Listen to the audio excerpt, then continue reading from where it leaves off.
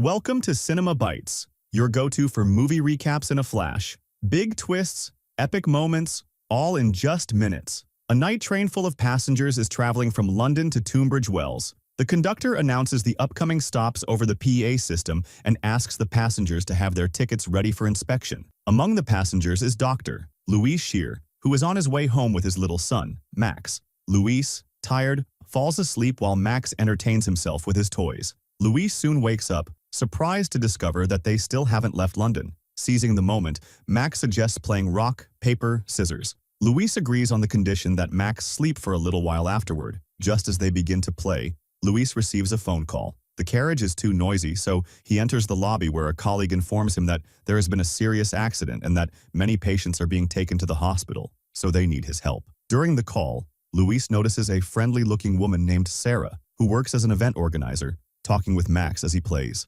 Max accidentally knocks over his coffee cup and spills it on his coat. Louis returns to the carriage and apologizes to Sarah for the ruined coat, offering to cover the cost of cleaning it. Sarah jokes that he could buy her a new coat to make up for it, and then laughs, saying it's not a big deal because she's just had a difficult day. Louis and Sarah continue chatting and clearly get along well. After a while, Max shows Sarah his drawings, and she looks at them with interest. Then, her friend calls and Sarah gets distracted by the conversation while Louis browses through a newspaper he borrowed from another passenger. Meanwhile, Max, still playing, notices a note from a passenger named Janowski performing a magic trick with a cigarette that disappears after a few seconds. Frightened by Janowski's expression, Max turns to his father. And then the ticket inspector comes to check the tickets and notices the cigarette in Janowski's hand, asking him to throw it away. A conflict arises between them, and all the passengers watch to see how it will end. Finally, Janowski throws the cigarette out of the carriage and admits that he is traveling without a ticket. Meanwhile, Max picks up his toy again and begins playing with it right next to the seat door. His father warns him that it is dangerous, but Max does not listen. Suddenly, the door opens at full speed, and fortunately, Louis manages to grab his son just in time to prevent him from falling. Frightened, Louis yells at Max, snatches his toy away and tells him to remain still.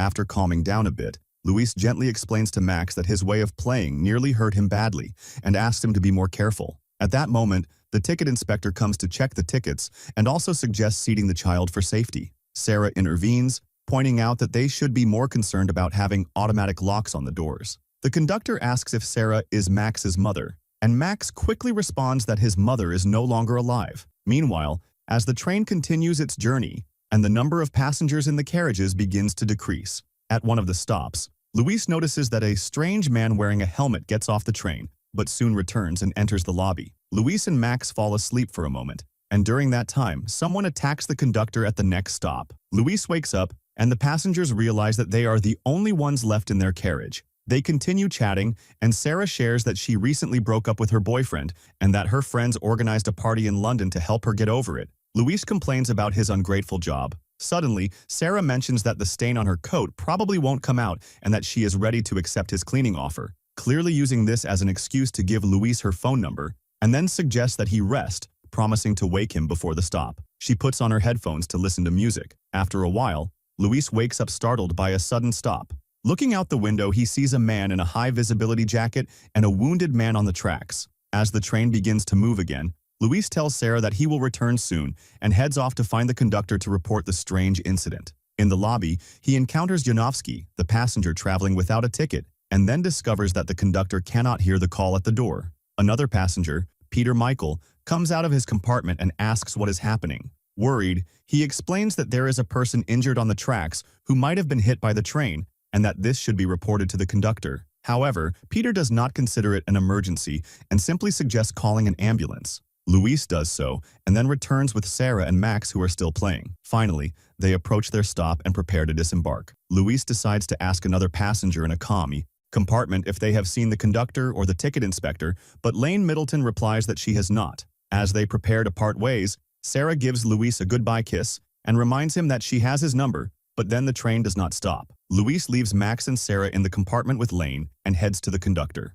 Along the way, he receives a call from a colleague informing him that he will not arrive on time. Then he enters the conductor's compartment, uses the internal communication system to contact the conductor, and reminds him that they missed a stop while mentioning the person on the tracks. The conductor seems indifferent and only asks how many passengers remain on the train. Louis replies that there are 6, and the communication ends abruptly. Searching among the conductor's belongings, Luis finds a key and attempts to open the rear door of the train, but is unsuccessful. Peter notices and warns Luis that he will call the police if he continues causing trouble. An irritated Luis explains that the conductor skipped the stop. At that moment, they are interrupted by a deafening horn sound. Luis returns to the carriage and reaches for the emergency brake. Peter tries to stop him, but Luis pushes him. Peter then realizes that the train also missed its stop and engages another emergency brake, but neither brake works, and the train continues to accelerate. Realizing that something is wrong, Luis and Peter try pulling other emergency brake levers, but none work. At that moment,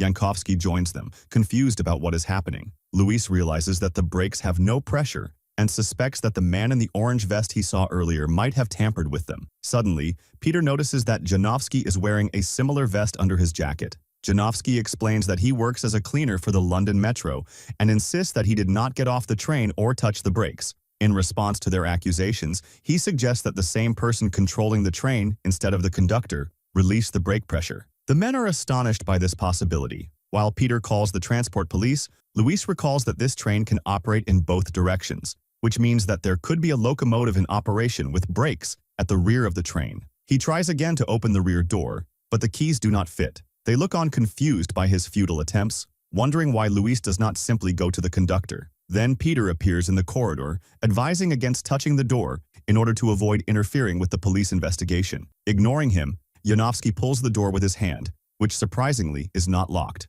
The passengers head to the empty conductor's cabin at the rear, while the train speeds past its final station. Luis tries to find the brake, but accidentally activates the horn, alerting the person controlling the train of his location. They try all the levers but soon realize that they cannot stop the train. Peter urges them to trust the police who might cut the power to the rails. However, Luis discovers that the train runs on diesel, so it is not as easy to stop. Then they notice a manual brake in the form of a wheel and it seems to work. The train gradually slows down from 70 to 50 miles per hour with a horrible screech and sparks, and the passengers feel relieved by their success. However, the person controlling the train presses the accelerator to increase the speed to 100 miles per hour, and the sudden acceleration causes a fire. Peter once again tries to stop Luis and Janowski, calling their actions illegal, but he receives a punch in the face in response. The passengers then turn the wheel, preventing the sparks from igniting the train. They return to the corridor and tend to Peter's and Lane's injuries. Suddenly, they realize that they are approaching a level crossing operated manually.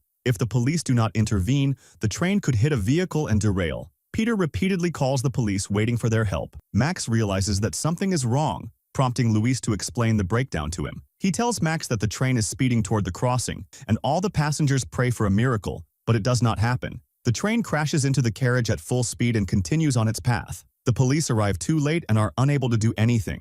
After the collision, Lane feels unwell. Luis discovers that she is suffering a heart attack and attempts to resuscitate her for about 10 minutes, but unfortunately, he cannot save her. Finally, the passengers persuade Luis to leave the track and go to the engineer in an attempt to open the door again. Luis and Janowski try vigorously to break through the first of the two doors of the cabin with a fire extinguisher and an axe, but they do not succeed. Finally, Luis manages to break the glass of the first door. Climbing up into the lobby, he is horrified to find the ticket inspector asphyxiated. Luis calls out to the engine. 40 passengers did not survive. Rumors circulated that the engineer had deliberately caused the accident. It seems plausible that the man in the helmet intends to end his life in the same way after some time. Later, Sarah finds a technical manual in the hope of finding useful information. They have only 20 minutes left until the end of the line. Irritated by the collective inaction, Jankowski suggests starting a fire near the engineer's cabin to force him to come out, but Peter warns that doing so could cause the train to derail. He recalls another accident in which diesel tanks were damaged, and all the passengers died in the resulting fire. Sarah interrupts with information about the coupler that connects the carriages. Jankowski, who happens to be an engineer by training, explains how these mechanisms work. Sarah and Janowski attempt to decouple the carriages by activating the rear manual brakes, and the train comes to a complete stop. The others support their plan. The coupler is located in a very difficult-to-reach spot, which leads Janowski to consider going outside to try to decouple it. However, Peter suggests waiting until they reach the curve, where the train will naturally slow down due to poor track conditions.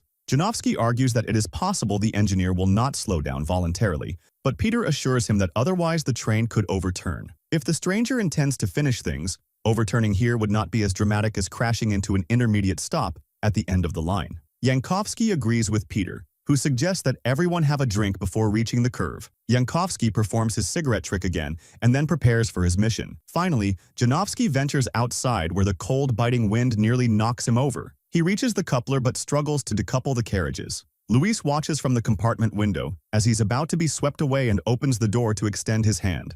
Jangovsky manages to grab him just as Sarah shouts that they are approaching a tunnel. Luis pulls Jangovsky back onto the train just a second before entering the tunnel. Jangovsky wakes up with a dislocated arm, but is otherwise unharmed. Unexpectedly, the train stops in the middle of the tunnel. It turns out that the police decided to use sandbags to stop the train. However, their hope of being rescued diminishes when they discover that the tunnel is single-track and the door cannot be fully opened. Luis realizes that his son Max might pass through the gap, but Max in tears begs not to be sent alone into the dark tunnel. Despite Luis's insistence on saving his son, the problem is resolved only when the train begins to move again, with only 10 minutes remaining until the end of the line. Jankovsky suggests detonating the coupler, but they lack explosives. Then, Luis comes up with an idea. He places a fire extinguisher among the luggage in the carriages and sets it on fire in the hope that it will explode. The passengers hide behind the seats, hoping for success. The explosion occurs, but the coupler remains.